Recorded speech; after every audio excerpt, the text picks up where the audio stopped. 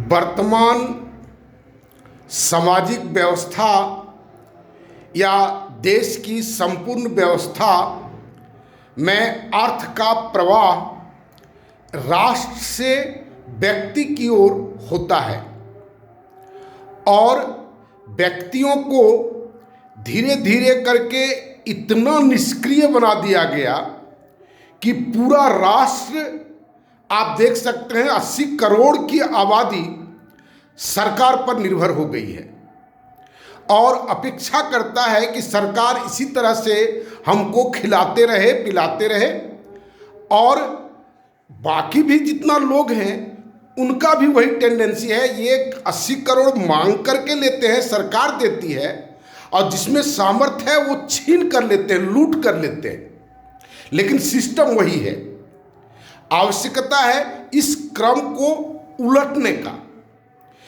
जो सरकार से या राष्ट्र से व्यक्ति की ओर आता है, वह संपदा अगर व्यक्ति से राष्ट्र की ओर जाए तो ही एक सुव्यवस्थित व्यवस्था बन सकती है।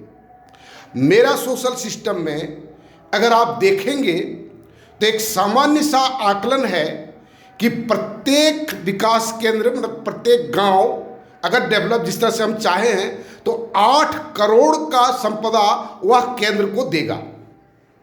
अभी प्रत्येक गांव को भारत सरकार 8 करोड़ का फंड नहीं मुहैया कराती है और केंद्र को 8 करोड़ देने के बाद उसके पास लगभग 25-30 करोड़ का बचत उसके पास होगा अपना जीवन यापन करने के बाद अतिरिक्त उत्पादन के कारण।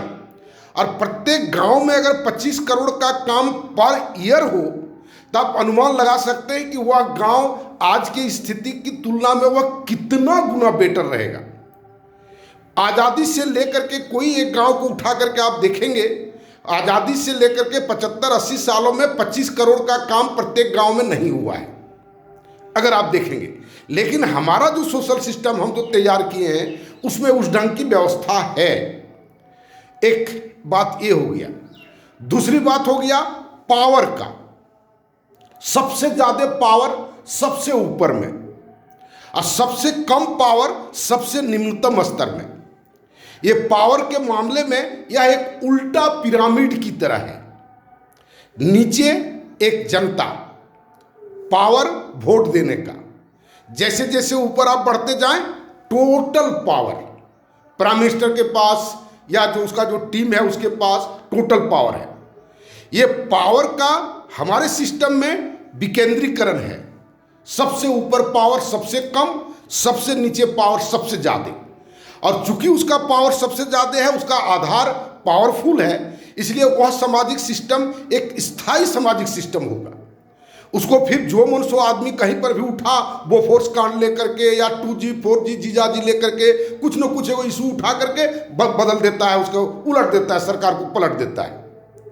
और या उसको सरकार पर बने रहने के लिए आप देखते होंगे कि राजनीतिक लोग कितने तरह का स्टंट खड़ा करते हैं, कितने तरह का बेवजह का आदमी के दिमाग को त्रस्त करते रहते हैं। और उसी के कारण होता है हमारा सरकार को गिर न जाए, हमारा सरकार कहीं किसी तरह से गिर न जाए। और सरकार को बनाए रखने के लिए कोई भी कर्म को वह कुकर्म नहीं कहता, कोई भी कुकर्म को वह कुकर्म नहीं कहता, कहता सरकार में बने रहना सुकर्म है।